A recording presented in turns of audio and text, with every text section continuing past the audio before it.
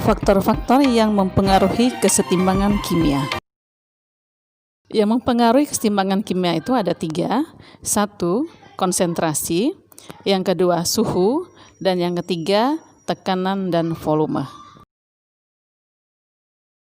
Pergeseran kesetimbangan. Berdasarkan azas Likatelir yang berbunyi, bila terhadap suatu kesetimbangan dilakukan suatu tindakan atau aksi, maka sistem kesetimbangan itu akan mengadakan reaksi yang cenderung mengurangi pengaruh aksi tersebut. Yang ke-1, konsentrasi. Jika konsentrasi zat sebelah kiri ditambah atau diperbesar, maka kesetimbangan bergeser ke kanan. Dan jika konsentrasi zat sebelah kanan ditambah atau diperbesar, maka kesetimbangan bergeser ke kiri. Kemudian jika konsentrasi zat sebelah kiri dikurangi atau diperkecil, maka kesetimbangan bergeser ke kiri. Dan jika konsentrasi zat sebelah kanan dikurangi atau diperkecil, maka kesetimbangan akan bergeser ke kanan. Yang kedua, suhu. Jika suhu sistem dinaikkan, maka kesetimbangan akan bergeser ke endoterm.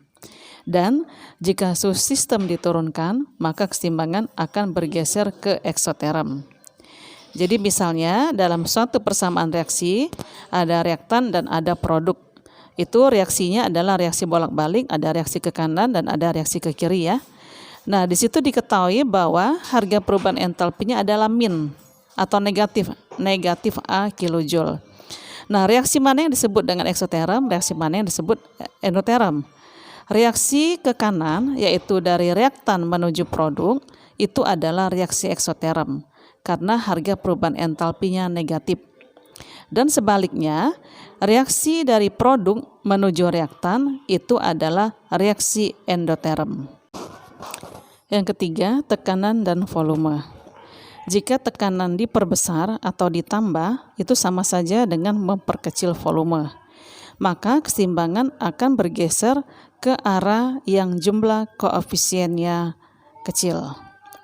Dan sebaliknya, jika tekanan diperkecil atau dikurangi, itu sama saja dengan memperbesar volume. Maka kesetimbangan akan bergeser ke arah yang jumlah koefisiennya besar. Nah, ini perhatikan penjelasannya mengenai bagaimana suatu kesetimbangan melakukan suatu reaksi jika ke dalam kesetimbangan ini dilakukan suatu aksi ya. Jadi kalau dikasih aksi, maka kesetimbangan hanya akan melakukan suatu reaksi. Nah, berdasarkan azas Likatelir yang sudah dijelaskan tadi ya, perhatikan soal ini. Nitrogen bereaksi dengan hidrogen membentuk amonia seperti reaksi Urikun. N2 gas ditambah dengan 3H2 gas. Kemudian reaksinya reaksi bolak-balik akan menjadi 2NH3 dengan harga perubahan entalpi min 92 kJ.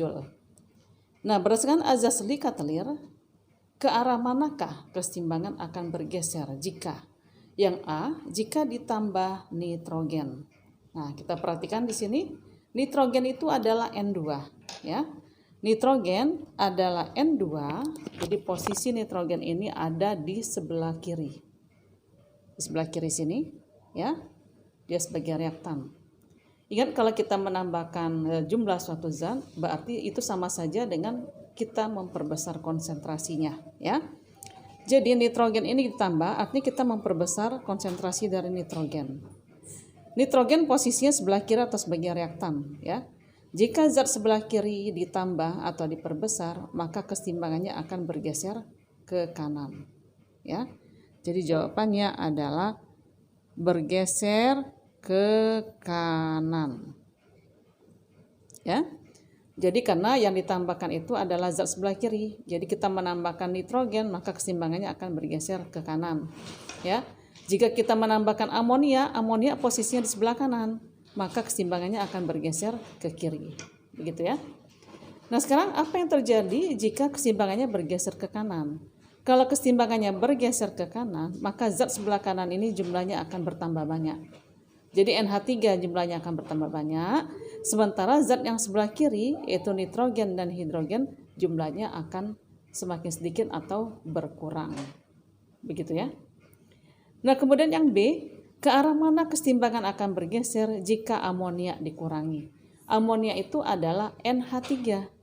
Ya, amonia adalah NH3. Jika NH3 ini dikurangi, jika zat sebelah kanan dikurangi, maka keseimbangannya akan bergeser ke arah zat itu. Zat itu letaknya sebelah kanan.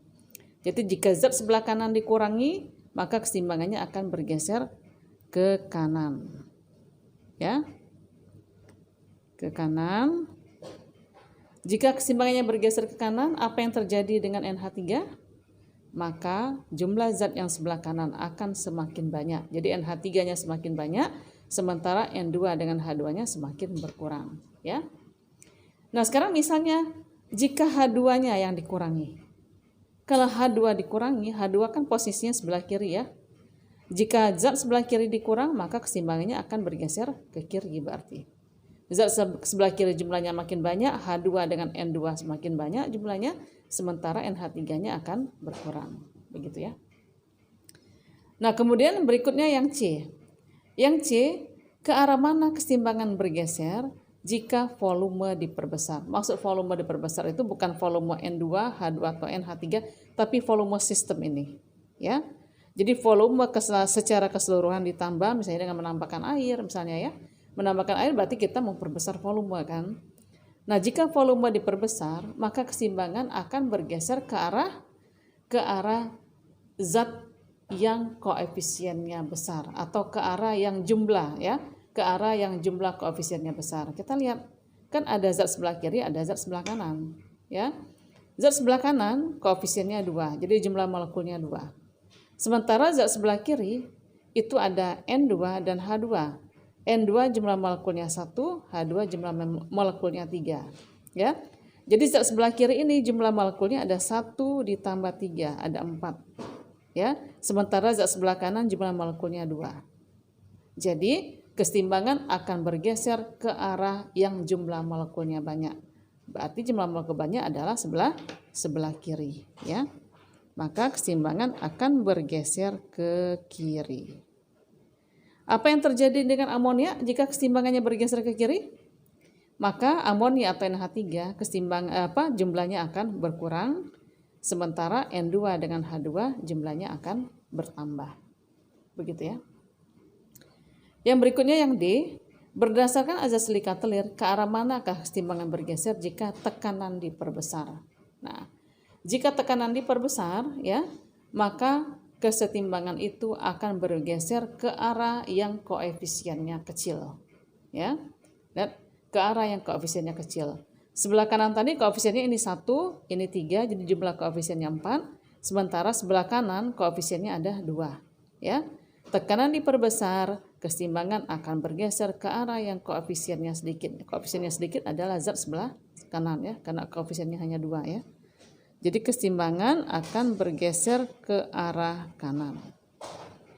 Berarti NH3 semakin banyak, sementara H2 dengan N2 semakin berkurang. Nah, satu lagi, ke arah mana keseimbangan bergeser jika suhu diperbesar? Ingat ya, suhu itu tergantung pada harga kalornya atau harga perubahan entalpi. Jika suhu diperbesar, maka keseimbangan akan bergeser ke reaksi endoterm. Kita lihat delta H. Delta H-nya negatif. Kalau delta H-nya negatif, berarti reaksi ke arah kanan ini adalah eksoterm. Ya. Maka reaksi endotermnya sebelah mana? Kalau ke kanannya eksoterm, berarti reaksi ke arah kirinya adalah reaksi yang endoterm. Ya. Jadi jika suhu diperbesar, masih ingat jika suhu diperbesar, maka keseimbangan akan bergeser ke endoterm. Sebelah mana endotermnya? Di sebelah kiri ya. Jadi keseimbangan akan bergeser ke kiri. Kenapa ke kiri? Karena sebelah kanan, kemudian di sini delta H-nya negatif. Kalau negatif berarti reaksi ke kanannya eksoterm, maka reaksi ke sebelah kiri adalah endoterm ya. Nah, jadi itulah bagaimana suatu reaksi, zat-zat yang bereaksi ini atau suatu keseimbangan melakukan suatu reaksi jika pada keseimbangan tersebut dilakukan aksi. Maka ada aksi, ada reaksi. Silakan diperhatikan lagi kalau ada yang kurang jelas. Nah, kita perhatikan contoh yang kedua. Contoh yang kedua diketahui reaksi kesetimbangan 3Fe solid ditambah dengan 4H2O gas. Reaksinya reaksi bolak-balik. Fe3O4 solid ditambah dengan 4H2 gas. Pertanyaan yang A, ke arah manakah keseimbangan bergeser jika pada suhu tetap volume campuran diperkecil? Maksud volume campuran diperkecil, volume reaksi ini ya, volume sistem ini akan diperkecil. Ingat tadi, jika volume diperkecil maka keseimbangan akan bergeser ke arah yang jumlah molekulnya sedikit. Nah, kamu perhatikan di sini ya. Yang di sini ada dua jenis fase, yaitu ada fase solid, ada fase gas. Ini juga solid, ini juga gas ya. Jadi ada solid, ada gas. Nah, kalau yang solid itu tidak mempengaruhi keseimbangan ya. Jadi yang solid ini kita abaikan. Jadi Fe solid dengan Fe3O4 solid itu diabaikan saja, dianggap tidak ada ya. Jadi yang kita lihat adalah hanya yang gas saja. Jadi volume campuran diperkecil akan bergeser ke arah yang jumlah molekulnya sedikit. Kamu lihat jadi kalau ini diabaikan, kita anggap saja tidak ada ya. Dan makanya kita lihat adalah hanya H2O gas sama H2 gas saja ya. Jadi yang kita perhatikan hanya ini. Ini sama ini. Yang solid gak usah diperhatiin. Jadi di sebelah kiri jumlah molekulnya ada 4 H2O. Di sebelah kanan ada 4 juga, 4H2. Maka jumlah molekulnya sama. Ya. Kalau jumlah molekulnya sama, maka keseimbangannya tidak bergeser. Atau bisa kita jawab dengan tetap. Jadi keseimbangannya tidak bergeser atau tetap. Karena jumlah molekul kiri dan kanannya sama. Yang solid diabaikan saja. Begitu ya. Nah, pertanyaan B, bagaimana pengaruh aksi tersebut terhadap konsentrasi H2? Ditanya konsentrasi ya.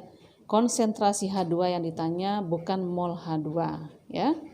Kita lihat di sini, kalau keseimbangannya tidak bergeser ya, maka jumlah mol H2-nya juga tetap dong berarti. Keseimbangannya tidak ke kiri, tidak ke kanan ya, maka mol dari H2 juga tetap. Mol H2-nya tetap, mol H2O-nya juga tetap. Itu kalau mol. Tapi jika ditanya konsentrasi, ingat konsentrasi itu adalah, dalam hal ini adalah molaritas ya. Molaritas itu adalah Mn per V. N adalah mol per volume. Molnya tadi kan tetap ya. Kalau molnya tetap, volume diperkecil. Mol tetap, volume diperkecil. Apa yang terjadi dengan konsentrasi atau molaritas ini? Molnya tetap, volume diperkecil. Bagaimana dengan harga konsentrasi atau molaritas? Jadi, jika mol tetap, volume diperkecil, maka molaritas atau konsentrasinya akan makin besar atau bertambah. Ya. Jadi, apa yang terjadi dengan konsentrasi H2? Konsentrasi H2-nya akan bertambah. Tapi kalau yang ditanya, apa yang terjadi dengan mol H2? Mol H2-nya tetap. Ya, mol H2-nya tetap karena kita lihat di sini 4 dengan 4 tidak mengalami pergeseran. Karena tidak bergeser maka molnya tetap. Yang mengalami perubahan adalah konsentrasi. Ya, konsentrasinya adalah semakin besar karena N per V adalah mol per volume. Molnya tetap, volume diperkecil, maka molaritas atau konsentrasi akan semakin besar atau semakin bertambah. Ya, jadi ini jawabnya adalah konsentrasi bertambah. Konsentrasinya bertambah, tapi molnya tetap. Nah, perhatikan contoh yang berikutnya. Contoh yang berikutnya, diketahui reaksi keseimbangan Fe3 plus aquos ditambah SCN- aquos, reaksi bolak-balik, menjadi FeSCN2 plus aquos. Ya. Fe3 plus itu berwarna kuning atau jingga, SCN- tidak berwarna, FeSCN2 plus berwarna merah. Pertanyaannya adalah ke arah mana keseimbangan bergeser dan bagaimana perubahan warna campuran jika. Yang ke-1 jika ditambah larutan FeCl3 ya. Lantas apa hubungannya ditambah FeCl3 dengan reaksi ini? Ya, FeCl3 saya jawab di sini ya, di bawah ya. Saya lihat dijawab di bawah. Untuk yang nomor 1 ditambah FeCl3. FeCl3 ini kalau kita uraikan ya, maka dia akan terbentuk Fe3+ dan 3Cl-. Gitu kan?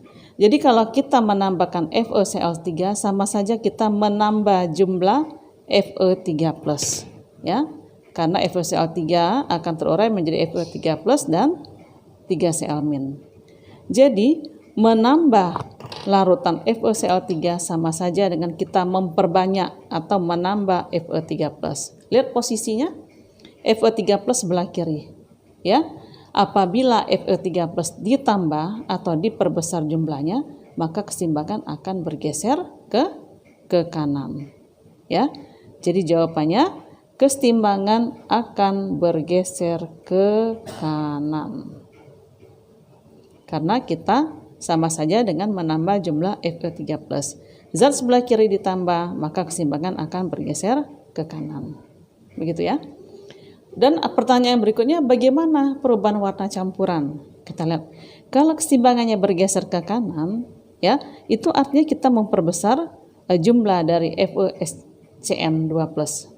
FeSCN2+ ini warnanya merah. Jadi kalau keseimbangannya ke kanan, maka warna akan menjadi merah. Ya, warna akan menjadi merah. Keseimbangan ke kanan, warnanya akan menjadi merah atau lebih merah ya. Kemudian yang berikutnya ditambah larutan KSCN. Nah, yang kedua ini ditambah dengan KSCN.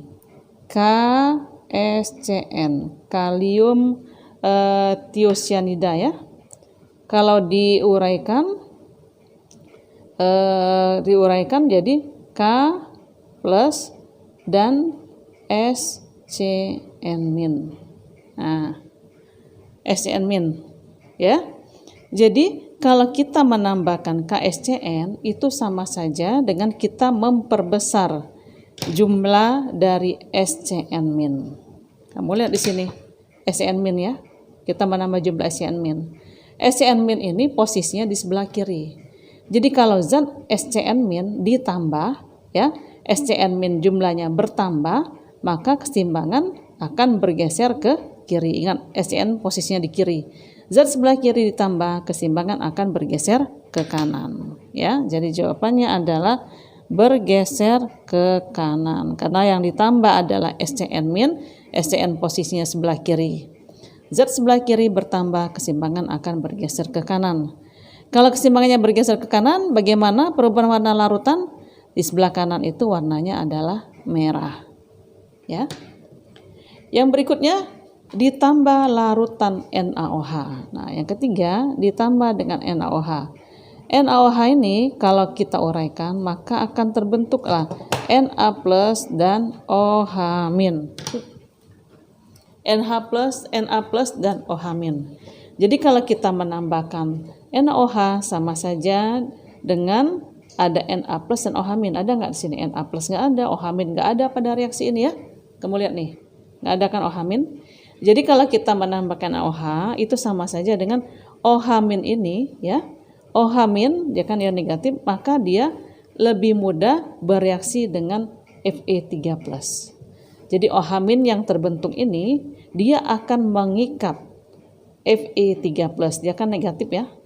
Negatif akan lebih mudah mengikat Fe3+.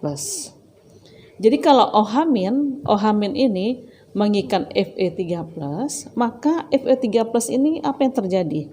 Apakah Fe3+-nya bertambah atau berkurang? Kalau OH-nya mengikat Fe3+, ditariknya Fe3+, ditarik oleh OH-, terikat ya, akan membentuk FeOH 3 kali. Jadi kalau OH-nya menarik atau mengikat Fe3+ itu sama saja dengan kita mengurangi jumlah Fe3+. Fe3+-nya diikat oleh OH- tadi. Ya, diikat oleh OH- dari NaOH. Maka jumlah Fe3+-nya akan berkurang.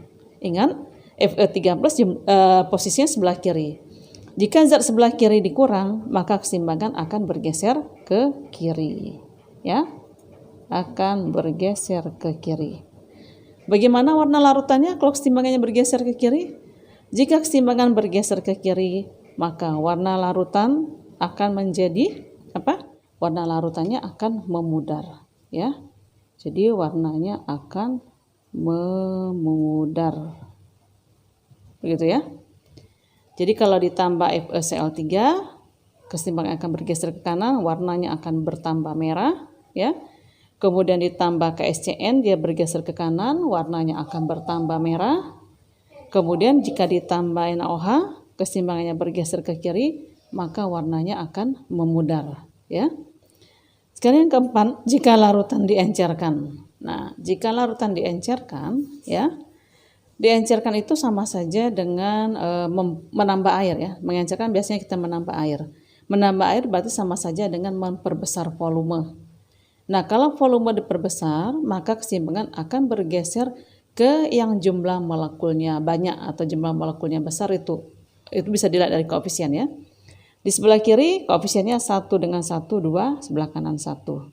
Jadi jumlah molekul sebelah kiri lebih banyak daripada jumlah molekul sebelah kanan. Larutan diencerkan sama saja dengan memperbesar volume.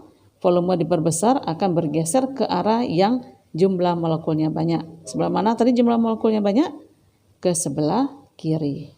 Jadi keseimbangan akan bergeser ke kiri. Bagaimana perubahan warna larutan? Perubahan warna larutan juga akan memudar. Ya, tadinya kan merah. Nah, itulah contoh dari contoh yang ketiga mengenai pergeseran kesetimbangan.